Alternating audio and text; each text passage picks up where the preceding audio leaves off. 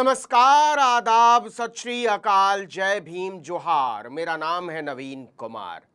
जंतर मंतर पर भीड़ लगातार बढ़ रही है। राजनीतिक दलों के नेताओं की भी आवाजाही बढ़ी है।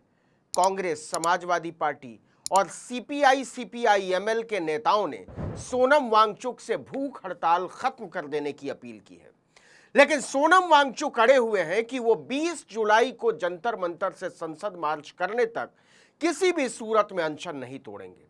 लेकिन अभी भी इसमें पूरे 3 दिन बाकी है और सोनम वांगचुक की हालत लगातार बिगड़ती चली जा रही है। और अब सवाल यहां तक आ गया है कि क्या 20 जुलाई तक सोनम वांगचुक जीवित रह सकते हैं, क्योंकि डॉक्टरों ने कह दिया है कि वांगचुक के ऑर्गन फेल्योर का खतरा है। आपको बता दें कि जंतर मंतर पर सोनम वांगचुक की भूख हड़ताल के 20 दिन हो चुके हैं। 20 जुलाई तक 23 दिन हो जाएंगे। लेकिन क्या वो तब तक इस अनशन को खींच पाने की स्थिति में हैं?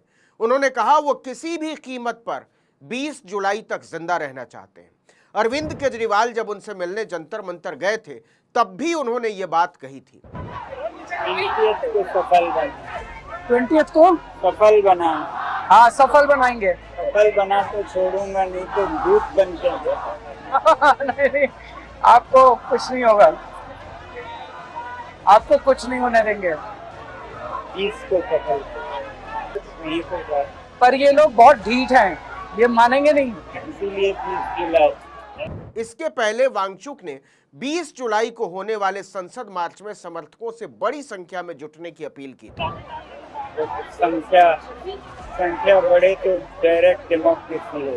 हाँ, डायरेक्ट सड़क संसद से बड़ी हो, ये चाहूंगा। उन्होंने कहा कि वो लोकतंत्र के मंदिर तक अपनी बात हर सूरत में पहुंचाना चाहते हैं। इसके अलावा राजनीतिक दलों और राजनेताओं को हिकारत की नजर से देखने वाले आम आदमी पार्टी के पूर्व कार्यकर्ता अभिजीत दिपके ने भी कॉकरोच जनता पार्टी की तरफ से नेताओं और दलों को भेजी गई चिट्ठियों की लिस्ट जारी की कि आइए हमें सपोर्ट कीजिए।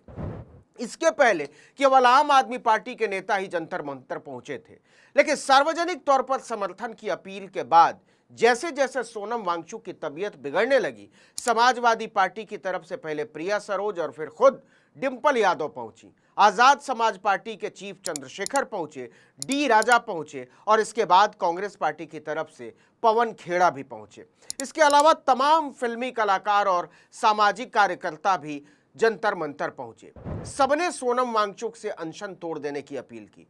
हमारा खाली यही आग्रह है और हमारा खाली यही कहना है भारतीय जनता पार्टी के लोगों से कि संवेदनहीनता छोड़िए, थोड़ी करुणा दिखाइए, क्योंकि सनातन धर्म की बात करते हैं। बिना दया और करुणा के कौन सा सनातन धर्म जीवित रहता है। तमाम अपीलों के बावजूद सोनम वांगचुक ने कहा कि वो बाहर से भले कमजोर हैं लेकिन अंदर से मजबूत हैं। उन्होंने मजाक में कहा कि अगर 20 जुलाई का मार्च सफल नहीं हुआ तो वो भूत बनकर वापस आएंगे, लेकिन हकीकत इतनी अच्छी नहीं है।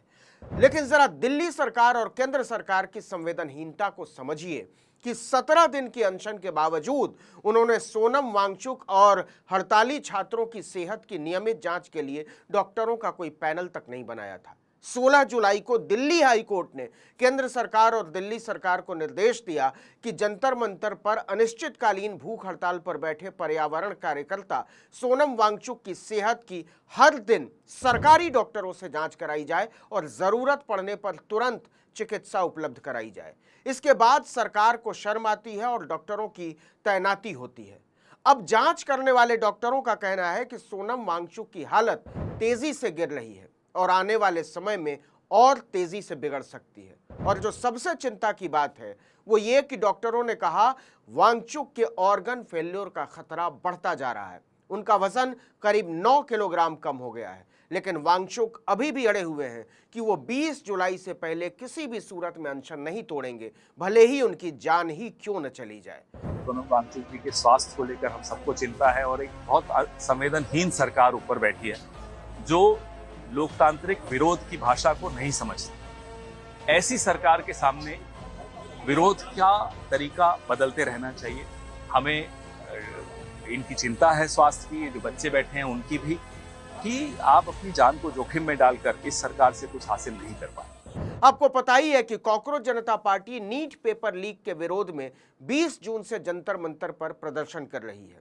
वे शिक्षा मंत्री धर्मेंद्र प्रधान के इस्तीफे की मांग कर रहे हैं। वांगचुक भी उनके आंदोलन में शामिल है। सीजेपी चीफ जस्टिस सूर्यकांत के बेरोजगार युवाओं की तुलना कॉकरोच से करने के बाद बनी थी। सोनम वांगचुक ने 25 जून को अल्टीमेटम दिया था कि अगर 3 दिन के भीतर सरकार ने वाजिब प्रतिक्रिया नहीं दिखाई तो वो भूख हड़ताल शुरू कर देंगे। मोदी सरकार ने इसे हवा में उड़ा दिया। नतीजा सोनम 28 जून को अनशन पर बैठ गए। भाकपा माले के छात्र संगठन आइसा के अलावा एसएफआई और एआईएसएफ भी इस आंदोलन में शामिल हैं। आइसा की तरफ से इसकी अध्यक्ष नेहा समेत 6 छात्रों ने भी भूख हड़ताल शुरू की। उनमें से 3 की तबीयत बिगड़ने के बाद अभी तक अस्पताल में भर्ती कराया जा चुका है, लेकिन नेहा, मनीष और आमीन अभी भी डटे हुए। हालांकि सभी का ध्यान सोनम वांगचुक की तरफ ज्यादा है। सोनम एक विशाल मंच पर अनशन कर रहे हैं, जबकि छात्र छात्राएं उसी के सामने एक छोटे से फुटपाथ पर। मिलने जाने वाले लोगों का भी ध्यान सोनम वांगचुक पर ही ज्यादा है। दलों के नेताओं में भी केवल पवन खेड़ा ने ही छात्रों से जाकर अलग से मुलाकात की है। हड़ताल खत्म करने की अपील भी केवल सोनम वांगचुक से ही की जा रही है। हालांकि नेहा की सेहत देख रही मुंबई की एक डॉक्टर 3 दिन पहले कह चुकी हैं कि उनकी हालत गंभीर है और वो ऑर्गन फेल्योर की तरफ बढ़ रही हैं। लेकिन सोनम वांगचुक की तबीयत बिगड़ने की वजह से सरकार पर अंतर्राष्ट्रीय दबाव बढ़ा है। अमेरिका के प्रमुख अखबार न्यूयॉर्क टाइम्स ने 16 जुलाई को एक रिपोर्ट में लिखा कि लाखों भारतीय छात्रों के लिए न्याय की मांग कर रहे युवाओं के आंदोलन को वांगचुक की भूख हड़ताल से नई गति मिली है। लेकिन डॉक्टरों की रिपोर्ट नई चिंता पैदा कर रही है। और अगर वो अपनी जगह सही है तो फिर सवाल है कि सोनम ने अनशन नहीं तोड़ा तो क्या वो 20 जुलाई तक जीवित रह पाएंगे? और इससे आगे का सवाल, क्या उन्हें इतना बड़ा जोखिम लेने दिया जा सकता है? हालांकि सोनम वांगचुक लेह में लद्दाख को राज्य का दर्जा और संविधान की 6ठी अनुसूची में शामिल करने की मांग के लिए 21 दिनों तक आमरण अनशन कर चुके हैं। ये भूख हड़ताल 6 मार्च 2024 से शुरू होकर 26 मार्च 2024 को खत्म हुई थी। तब भी सरकार ने उनका अनशन तोड़वाने में कोई गंभीर दिलचस्पी नहीं दिखाई थी। इसके बाद पिछले साल भी 10 सितंबर 2025 से सोनम वांगचुक अनशन पर बैठे थे। इस आंदोलन के दौरान लद्दाख में तनाव बहुत बढ़ गया था। 24 सितंबर 2025 को लेह में प्रदर्शन हिंसक हो गया। 4 लोगों की जान चली गई और 90 लोग घायल हो गए थे। भाजपा के स्थानीय दफ्तर को भी प्रदर्शनकारियों ने फूंक दिया था।